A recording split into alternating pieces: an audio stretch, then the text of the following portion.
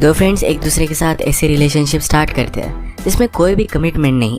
क्या ऐसे रिलेशनशिप टिक पाएगी, आगे क्या होगा, ये हम आज की मूवी फ्रेंड्स विद बेनिफिट्स ये 2011 की एक रोमांटिक हॉलीवुड मूवी में हम देखेंगे।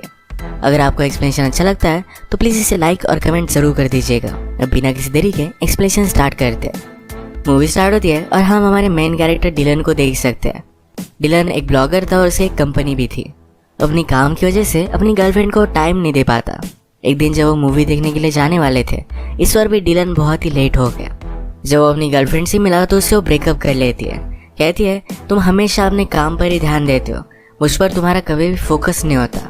इसी के पैरेलल में हम हमारी और एक मेन कैरेक्टर को देखते हैं जिसका नाम है जेमी। जेमी के बॉयफ्रेंड ने भी आज उसके साथ ब्रेकअप कर लिया। कहा कि तुम बहुत ही इमोशनली अनअवेलेबल हो। एक्चुअल में जेमी ये रोमांटिक मूवीज देखती है। उसे हमेशा लगता है कि उसे बचाने वाला प्रिंस चार्मिंग आने वाला है। उसके लिए वो सिंग करेगा, उसके लिए डांस करेगा। ये सारी चीज़ें बहुत ही कमिटमेंट लेती है और ये कमिटमेंट करने वाला जेमी को अब तक कोई भी मिला नहीं है। इन दोनों के ब्रेकअप के बाद ये दोनों बहुत ही हर्ट हो चुके थे। डिसाइड करते हैं कि अब कभी भी डेट नहीं करेंगे। एक्चुअल में जेमी न्यूयॉर्क में रहती है और डिलन एलए में। इसके बाद तुरंत नेक्स्ट सीन में हम देखते हैं डिलन एलए से न्यूयॉर्क में आ रहा था। उसे एक अच्छे जॉब की ऑफर आई थी और ऑफर जेमी की वजह से आई है। एक्चुअल में जेमी की फ्रीलांसर एचआर कंसल्टेंसी है। जिन भी कंपनी को अच्छे एम्प्लॉयज चाहिए होते हैं, इनका कॉन्टैक्ट उन्हें दे देती है। इसी वजह से जेमी ने डिलन को कॉन्टैक्ट किया था। अब जॉब इंटरव्यू देने के लिए डिलन न्यूयॉर्क में पहुंचा। जेमी वहाँ उसका वेलकम करने के लिए आए। जेमी को लगता है कि अब डिलन को GQ मैगजीन में काम करने के लिए मिलेगा। ये उसके लिए बहुत ही बड़ी अपॉर्चुनिटी है, बट डिलन को इसका सीरियसनेस नहीं था।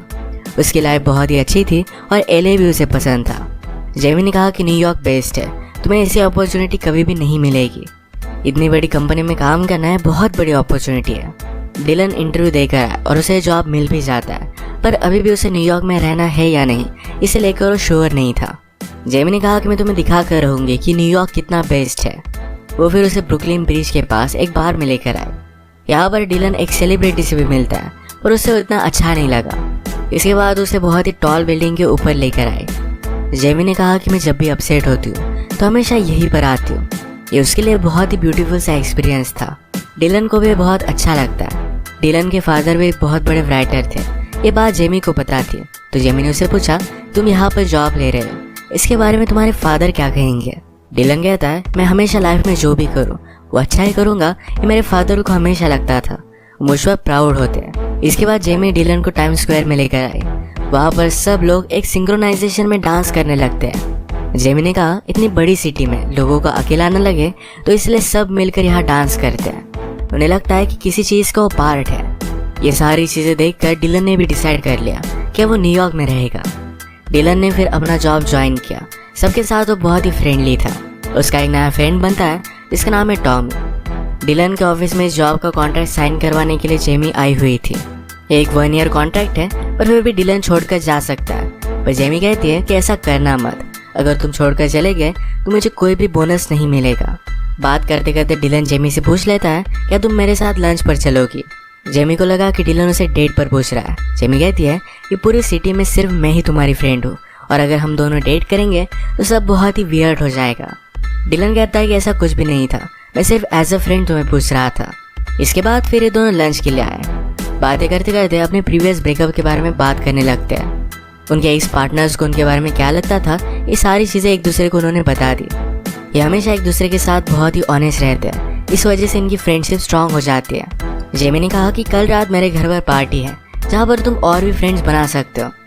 डिलन भी इस पार्टी में पहुँच गया, बहुत सारे मज़े करता है। इसके बाद ये दोनों एक दूसरे से मिलने लग गए थे। एक रात डिलन जेमी के घर पर मूवी देख रहा था।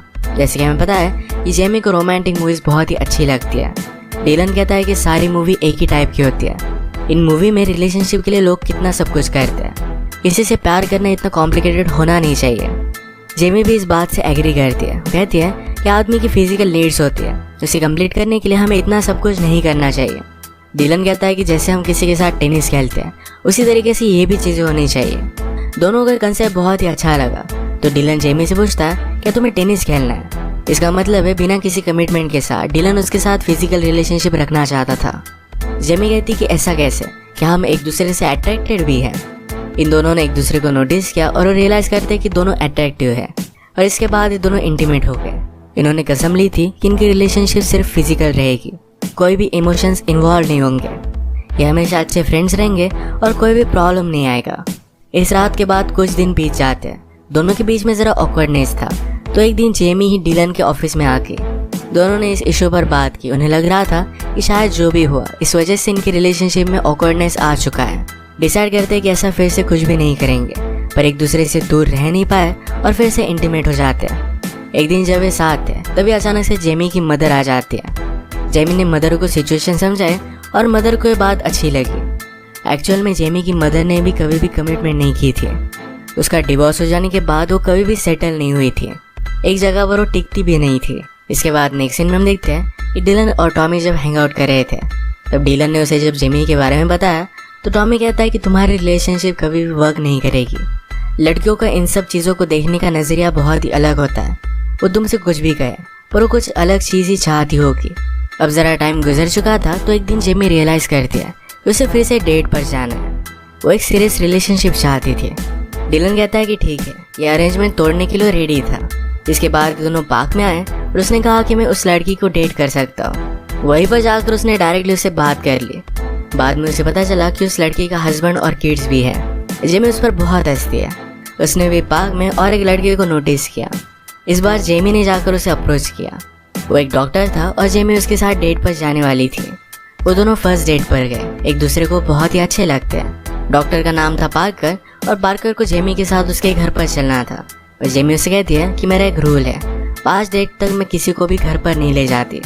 उसने उसे बताया कि मैंने इमेजिन किया है कि मेरे भी लाइफ में मूवी जैसा एक हीरो आएगा, मेरा एक प्रिंस चार्मिंग। अब जब जेमी और पार्कर डेट करने लग गए थे तो डिलन का ज़रा अकेला महसूस होता है, उसे मिस करता है।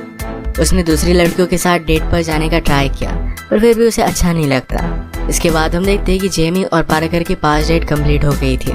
ये दोनों इंटीमेट हो गए। जेमी अगली सुबह उठी और डोनट्स लेने के लिए जाती है। पार्कर मौके का फ़ायदा उठाकर उसे कुछ भी ना बताते हुए उसके अपार्टमेंट से निकल रहा था। जेमी ने उसे पकड़ लिया तो वो बहाने बनाता है। जेमी बहुत ही हर्ट हो गई। जेमी को बुरा लगा तो पार्कर कहता है जो प्रिंस चार्मिंग तुम्हें अपनी लाइफ में चाहिए वो मैं नहीं हूँ, वो उसे इतना टाइम और अटेंशन नहीं दे सकता। इसी बात पर उनका ब्रेकअप हो गया। ये सब बात जब जेमी डिलन को बताती है, डिलन कहता है कि उसे भूल जा, वो बहुत ही घटिया आदमी था। जेमी को चीयर अप करने के लिए उसे जो पेंटिंग अच्छी लगती थी ये डिलन ने बाय कर ली थी। जेमी को ये पेंटिंग बहुत अच्छी लगी। जब वो घर पर आए तो उसकी मदर अचानक से फिर से चली गई थी। हॉलीडे था तो जेमी और उसकी मदर एक साथ टाइम स्पेंड करने वाले थे। जेमी को बहुत ही बुरा लगता है। डिलन को जब ये बात पता चली तो कहता है तुम मेरे साथ मेरे घर पर आ सकते हो, वैसे भी तुम घर पर बहुत ज़्यादा बोर हो जाओगी। उसने डायरेक्टली टिकट बुक कर ले और उसे घर पर लेकर आता है। डिलन के घर पर उसके फादर के साथ उसकी सिस्टर भी रहती है। ये सब एक दूसरे से इंट्रोड्यूस हुए। डिलन के फादर और उसकी सिस्टर एनी को जेमी बहुत अच्छी लगती है। यहाँ हमें पता चलता है कि डिलन के फादर को अल्जाइमर था, इस वजह से सारी चीज़ें वो भूल जाते थे। वो बहुत ही ज़्यादा एम्बैरेसिंग चीज़ें करते थे। वो अब जो भी चीज़ें करते हैं, कभी कभी अपनी पैंट पहनना भी भूल जाते हैं। ये सब चीज़ें डिलन को ज़रा अनकंफर्टेबल लगती है, वो इससे एम्बैरेस्ड हो जाता है। स्लोली जेमी और एनी ये दोनों बॉन्ड करने लग गई थी। रात में जेमी के रूम में डिलन आ गया। उसके साथ ही रात बिताना चाहता था तो जेमी उसे मना कर देती है। तो दोनों वहीं पर हैंग आउट करने लग गए। एक दूसरे के साथ टाइम स्पेंड करने में बहुत ही अच्छा लगता है। तो डिलन ने कहा तुम मेरी लाइफ में आई तो मुझे बहुत अच्छा लगा। जेमी कहती कि तुम भी मेरे लिए बहुत ही स्पेशल हो। ये बात करते करते दूसरे के साथ इंटीमेट हो जाते हैं। रात में जब डिलन जेमी के रूम से बाहर निकलकर अपने रूम में गया तब एनी ने बात नोटिस की थी। अगली रात डिनर करते वक्त डिलन के फादर को अचानक से अपनी वाइफ की याद आ गई। उनको ऑलरेडी डिवोर्स हो चुका था तो इस बात से उसके फादर बहुत ही अपसेट हो गए। डिलन को चीज़ बहुत ही एम्बैरेसिंग लगी थी। इसके बाद नेक्स्ट डे जब डिलन जेमी को सिटी दिखाने के लिए लेकर गया तो हॉलीवुड साइन पर बैठ जाते हैं।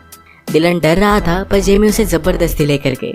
उसे कहते कि तुम्हें अपने फादर को लेकर एम्बैरस नहीं होना चाहिए। लोगों ने क्या समझते हैं, ये चीज़ इतनी ज़्यादा मैटर नहीं करती। तो तुम्हारे फादर हैं और तुम्हें उन्हीं नज़रों से उन्हें देखना चाहिए। डिलन को ये भी बात सही लगी। जिस साइन पर वो थे यहाँ बैठना अलाउड नहीं था तो पुलिस उन्हें पकड़ भी लेते हैं। बेचारा डिलन हाइट से डरता था तो इस वजह से भाग भी नहीं पाया। इनका वीकेंड ऐसे ही बहुत ही अच्छे से जा रहा था। तब एक दिन एनी डिलन से बात करती है, कहती है तुम दोनों के बीच में चल क्या रहा है, मैंने नोटिस किया तुम एक दूसरे के लिए बहुत ही परफेक्ट हो। डिलन कहता है कि ऐसा कुछ भी नहीं है, हम दोनों सिर्फ फ्रेंड हैं। और वैसे भी वो बहुत ही ज़्यादा डैमेज्ड है, वो मेरे साथ रिलेशनशिप में नहीं रह सकती। ये सारी बात जेमी ने सुन ली थी। उसे बहुत ही अपसेट लगा। रात में उसने फ़्लाइट कर ली और वैसे ही गुस्से में वहाँ से चली जाती है। डिलन भी न्यूयॉर्क आया, अपना काम कंटिन्यू करता है, पर उसके जेमी से कुछ भी बात नहीं होती। उसे पूरी तरीके से इग्नोर कर रही थी, कुछ भी कॉल्स नहीं उठाती। एक दिन जेमी को एक कंपनी की रिक्वायरमेंट आई। वो डिलन को किसी भी हाल में हायर करना चाहते थे। जेमी फिर भी डिलन को कांटेक्ट नहीं करती। डिलन को पता था कि जेमी हमेशा एक टाइम पर कहाँ जाती है, बिल्डिंग के रूफ टॉप पर। तो उसी टाइम पर वो भी उसके पास पहुँच गया। उससे पूछता है कि तुम मुझे अवॉइड क्यों कर रही हो। जेमी ने कहा कि मैं इमोशनली अनअवेलेबल हूँ, हम दोनों कभी भी एक साथ नहीं रह सकते। डिलन कहता है कि वो सारी चीज़ें सिर्फ मैं मेरे सिस्टर से कह रहा था, उसका कुछ भी ज़्यादा मीनिंग नहीं है। जेमी कहती कि तुमने मुझे कभी भी सीरियसली लिया ही नहीं। उसे एक्चुअल में डिलन के लिए फीलिंग्स आ गई थी। ये बात डिलन रियलाइज़ नहीं कर पाता। उसे इस तरीके से खोने के बाद उसे बहुत बुरा लगता है। जेमी को अच्छी लगने वाली रोमांटिक मूवीज जो उसे अच्छी नहीं लगती थी, ये भी उसे मिस करते हुए देख रहा था। जिस कंपनी ने पहले जेमी को कांटेक्ट किया था, वही डायरेक्टली डिलन को कांटेक्ट कर लेती है। डिलन जाकर उसके साथ मीटिंग कराया, तो जेमी को ये बात पता चलने के बाद उसे कन्फ्रंट करने के लिए उसके पास पहुंच गई। उसे कहती है तुम्हारा कॉन्ट्रैक्ट है, तुम इस तरीके से छोड़कर नहीं जा सकते। डिलन कहता है कि मैंने सिर्फ एक ही मीटिंग की थी, पर अगर सचमुच में जॉब छोड़कर जा रहा हूँगा तो मैं तुम्हारा बोनस का चेक में लिख कर जाऊँगा। फिर से इन दोनों का झगड़ा हो जाता है। हम देखते हैं कि एनी को ज़रा बाहर जाना था, तो कुछ दिनों के लिए डिलन के फादर उसके पास आकर रहने वाले थे। जेमी की मदर भी अब वापस आ गई थी। एक दिन जब हैंग आउट कर रहे थे तो सारी सिचुएशन देख कर कहती है तुम सिर्फ डरती हो, मेरी मिस्टेक्स फिर से रिपीट नहीं करना चाहती। तुम जो ये सब बात कहती हो, तुम्हें प्रिंस चार्मिंग चाहिए, मूवी जैसा एक हीरो चाहिए, पर एक्चुअल में तुम ये सब चीज़ें नहीं चाहती। तुम्हें एक स्ट्रॉन्ग पार्टनर चाहिए जो तुम्हारे साथ पूरे वर्ल्ड पर कब्जा कर सके। मदर को भी लगता था कि डिलन उसके लिए परफेक्ट है। नेक्स्ट सीन में डिलन के फादर उसके पास पहुंच गए थे।